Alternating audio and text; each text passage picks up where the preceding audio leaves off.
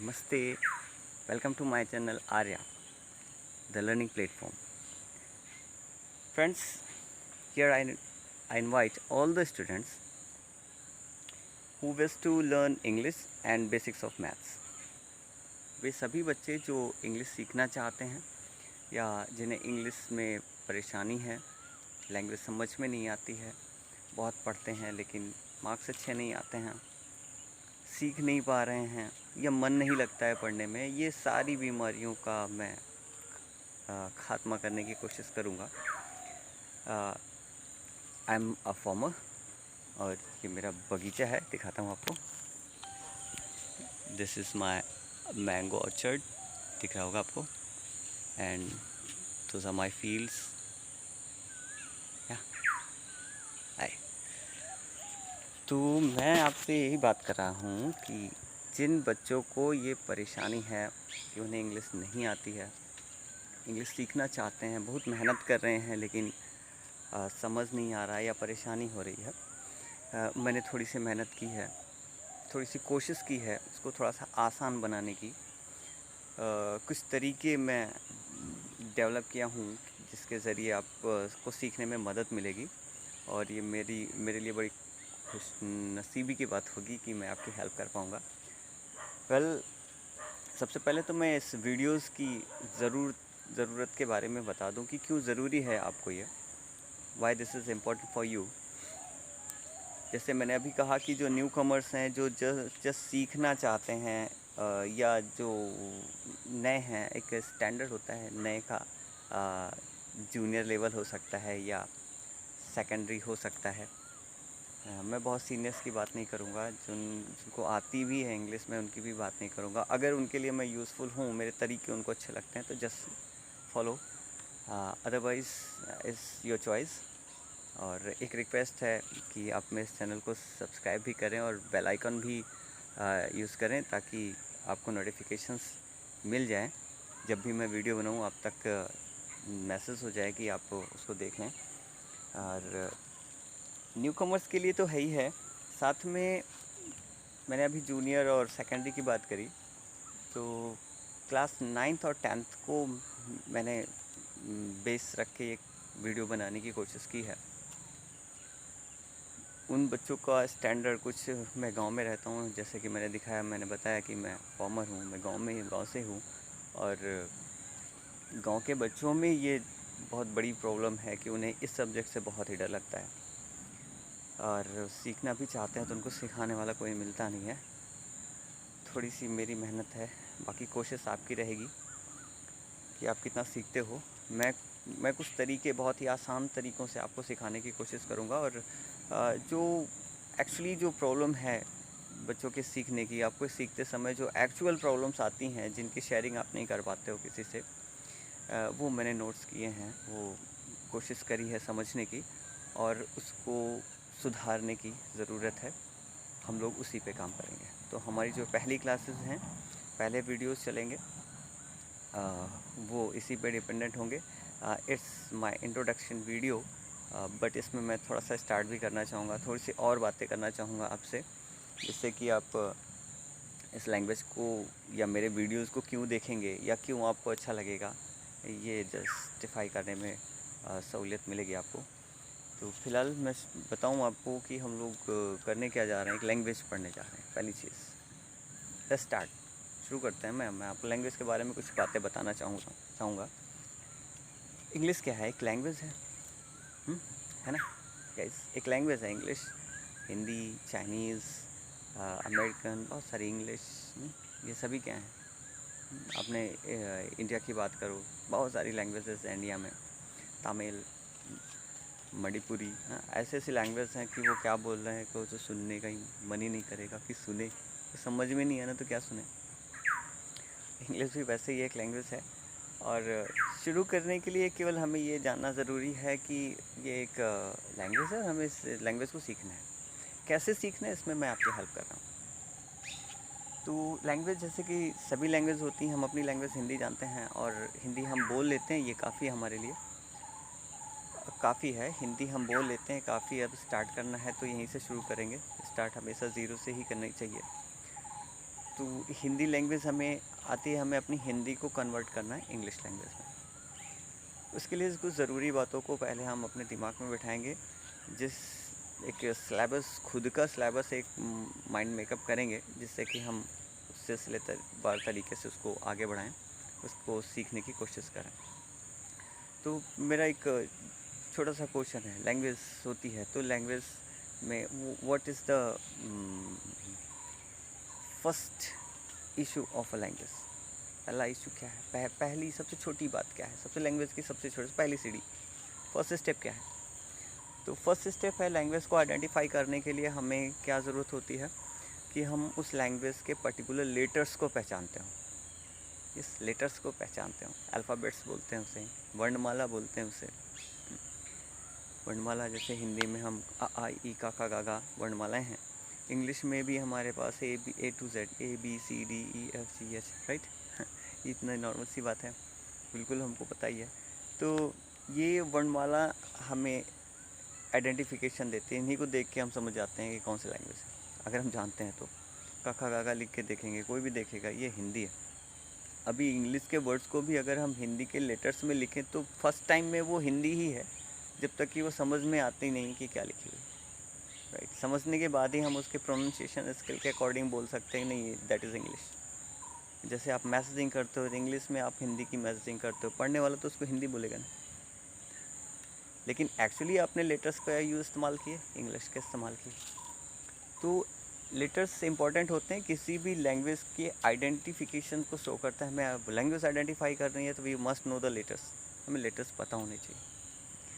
Letters ये आपको मालूम ही है, इसके बारे में बहुत डिस्कशन नहीं है, और हम बहुत ही बेसिक्स में नहीं जाना चाह रहे हैं कि बहुत सी छोटी छोटी बात को, क्लास को लंबा करें, वीडियोज़ को लंबा करें, ऐसा कोई मोटिव नहीं है। क्लास समझ में आनी चाहिए, आपके लिए यूज़फुल होनी चाहिए। आपके लिए ये जो मिनट्स हम इस वीडियो को देखने में दे रहे हैं मेरे को, ये आपके काम में आए तभी मेरे भी काम में आएगा, अदरवाइज़ मेरे लिए भी ये टाइम वेस्ट है और आपके लिए भी वेस्ट है। तो लेटर्स हम सभी को पता है, लेटर्स क्या होते हैं हमें सभी को मालूम है। लेटर्स को हम पार्ट करें तो 2 पार्ट्स हैं, वोवेल एंड कॉन्सोनेंट। वोवेल में हमने AEIOU 5 तरीके के वोवेल्स को जाना है। AEIOU 5 वोवेल्स हैं हमारे पास, और बाकी जो 21 हैं वो क्या हैं? कॉन्सोनेंट हैं। हिंदी में जो स्वर और व्यंजन की उपाधि दी जाती है। तो अब वोवेल और कॉन्सोनेंट आइडेंटिफाई करने से हमें फ़ायदा क्या है? क्या फ़ायदा है? क्यों हम आइडेंटिफाई कर रहे हैं? क्यों हम इसको अलग अलग पढ़ने की कोशिश कर रहे हैं? वैसे लेटर्स पे भी एक बहुत बड़ी क्लास बन सकती है केवल इसी के इसको डिस्क्राइब करने के लिए। इसके बारे में भी बहुत कुछ जानने की ज़रूरत है, बट अभी फ़िलहाल हम इतने से ही काम चलाते हैं कि 2 पार्ट हैं, एक वोवेल और कॉन्सोनेंट। अब ये 2 आइडेंटिफाइड पार्ट क्यों हैं? क्योंकि जब हम इन्हें मिक्स करते हैं, जब हम एक वोवेल और एक कॉन्सोनेंट को मिक्स करेंगे तो हमें वर्ड मिलेंगे। इन्हीं वोवेल और कॉन्सोनेंट के मिक्स करने से ही हमें वर्ड मिलते हैं, यानी शब्द मिलते हैं। डिफरेंट वर्ड्स हैं हमारे पास। डिक्शनरी में हमारी ऑक्सफोर्ड डिक्शनरी की बात करें, लगभग वो बोलती है कि लगभग 5 लाख शब्दों को, 500 मिलियन ऑफ वर्ड्स होते हैं एक डिक्शनरी में। तो इतने सारे वर्ड्स हैं, तो ये वर्ड्स एक्चुअली बने तो हमारे वही 26 लेटर्स के थ्रू ही हैं, और 26 में भी पार्टली 21 और 5 के रेशो पे बने हैं कि किस तरीके से आएगा। इन दोनों में से कुछ यूज़ होगा, दोनों वोवेल और कॉन्सोनेंट होगा साथ में, तभी वो वर्ड है। कुछ ऐसे भी वर्ड हैं जिनमें AEIOU ये वोवेल का यूज़ नहीं होता है, लेकिन ऐसा नहीं है कि उसमें वोवेल नहीं है, उसमें सेमी वोवेल के ज़रिए के रूप में वाई का यूज़ किया जाता है। तो मैंने अभी लेटर्स की डिस्कशन की बात की, बड़ा पैकेज है इसको समझना, इस वीडियो में हम बहुत डिस्कस नहीं करेंगे इस बारे में। तो वर्ड्स की असेंबली को हम समझने की कोशिश कर रहे थे कि वर्ड की असेंबली क्या है। तो वर्ड्स में हम कॉन्सोनेंट और वोवेल को मिक्स करते हैं तो वो वर्ड बनता है, और वर्ड हमें आइडेंटिफाई कराता है डिफरेंट चीज़ों की, आइडेंटिटी। अब वो किस तरीके की आइडेंटिफिकेशन कराएगा? वो किसी नेमिंग वर्ड को आइडेंटिफाई कराएगा, किसी वर्किंग को आइडेंटिफाई कराएगा, किसी एडजेक्टिव को आइडेंटिफाई कराएगा। मतलब डिफरेंट डिफरेंट तरीके के आइडेंटिफिकेशन वर्ड्स होंगे जिन्हें हम पार्ट्स ऑफ स्पीच में पढ़ेंगे। ग्रामर में इसके लिए पार्ट ऑफ स्पीच का सेक्शन है जिसमें हम यही सीखते हैं कि जो वर्ड हैं वर्ड वो कैसे सेपरेटेड हैं, कैसे अलग हैं। पार्ट ऑफ स्पीच में बात करें हम तो मुख्य रूप से 5 चीज़ें हैं, बाकी 3 और भी हैं, लेकिन वो जो 5 हैं वो हमें सबसे पहले उन 5 की जानकारी हमें होनी चाहिए। उनके बीच का फ़र्क हमें समझना चाहिए ताकि हम उसको सही तरीके से यूज़ कर सकें। सपोज़ पार्ट ऑफ स्पीच में जो पहले 5 प्रकार हैं उसमें noun, pronoun, verb, adverb, adjective. नाम मैंने लिखा noun, pronoun, verb, adverb and adjective. ये 5 तरीके के आइडेंटिफिकेशन वर्ड हैं जो डिफरेंट चीज़ों को आइडेंटिफाई कराते हैं। नाउन आप जानते हो, नाउन संज्ञा, नाम, नेमिंग वर्ड, किसी की भी चीज़ का नाम है, किसी भी चीज़ का। ये मेरे पीछे पेड़ दिख रहा है आपको, किस चीज़ का है, आम का पेड़ है, तो ये वर्ड हैं, ये आइडेंटिफाई करा रहे हैं, पेड़ का आइडेंटिफिकेशन है कि this is a mango tree, इसका आइडेंटिफिकेशन है।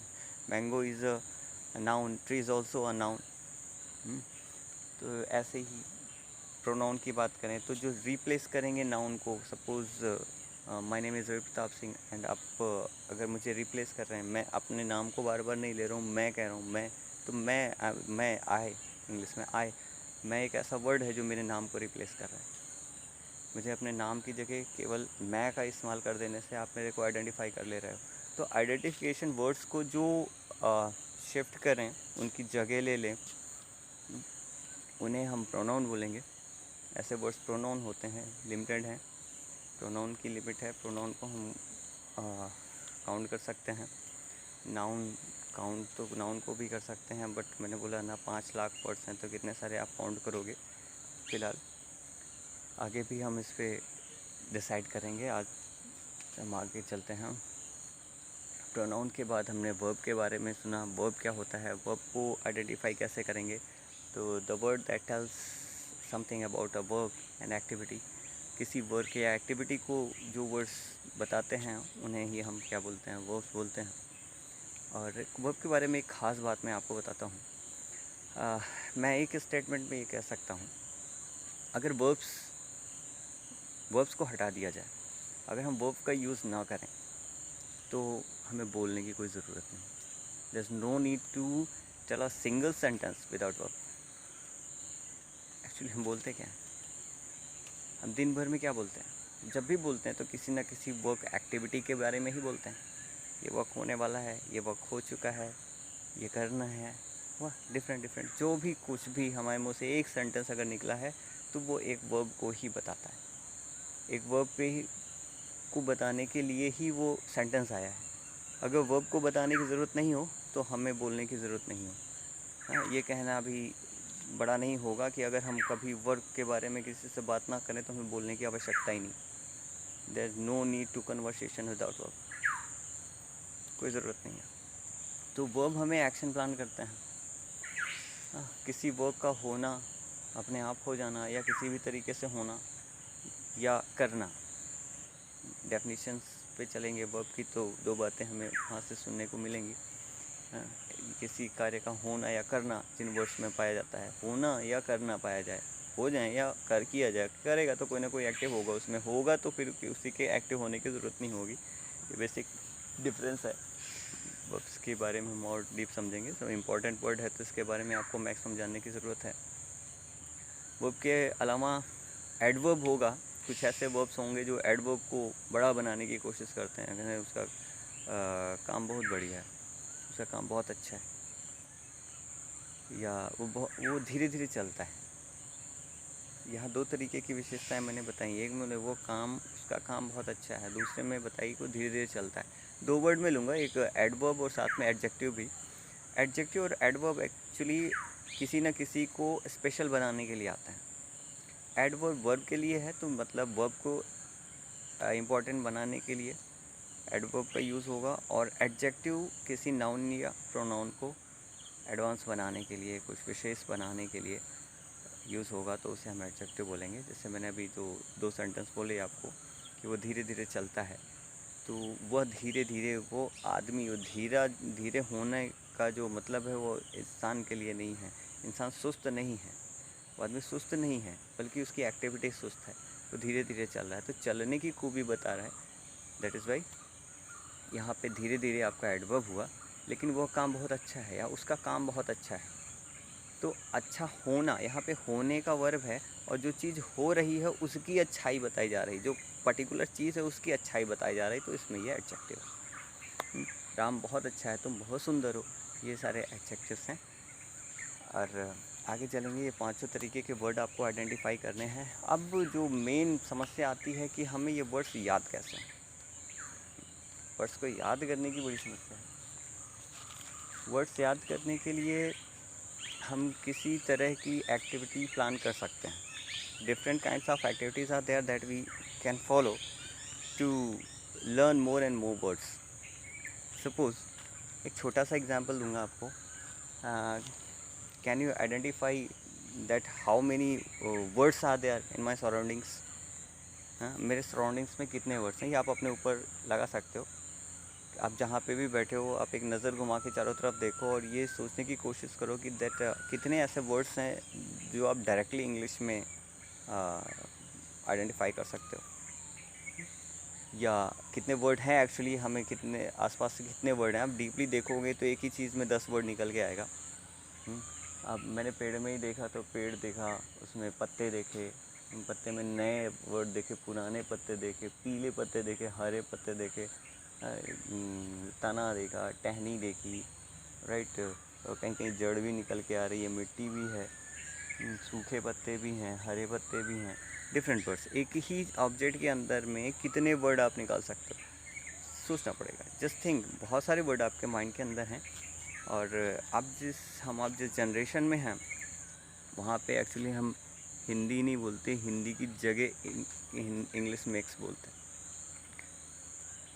तो हिंदी इंग्लिश का मिक्स कॉन्सेप्ट हम एक्चुअली बोलते हैं दैट हमारा माइंड तो पहले से बहुत सारे वर्ड्स जानता है। समस्या ये है कि एट अ टाइम जब हमें ज़रूरत होती है तो वो सारे वर्ड ऑन टंग होते हैं, नहीं होते हैं। तो ऐसे तो नहीं होंगे, हमें उसकी प्रैक्टिस करनी पड़ेगी। और प्रैक्टिस के लिए ज़रूरी है कि हम इन सब छोटी छोटी चीज़ों को एक्टिवेट करें, जिससे कि वो वर्ड हमें जल्दी जल्दी याद आएँ। तो एक छोटा सा काम आप कर सकते हो, आप अपने सराउंडिंग्स में आइडेंटिफाई करो कि कितने वर्ड्स आपको पता हैं। जो पता है इंग्लिश में उनको लिखने या याद करने की ज़रूरत ही नहीं है। अभी जो नहीं पता है उसको इशू बना लो कि वो उसको कैसे जाने, कैसे याद करें। मैं फिर भी नहीं कहूँगा कि आप उसको लर्न करो, उसको रटो ना। ह्यूमन मेमोरी, उसका डिडक्शन लेवल बहुत ज़्यादा है।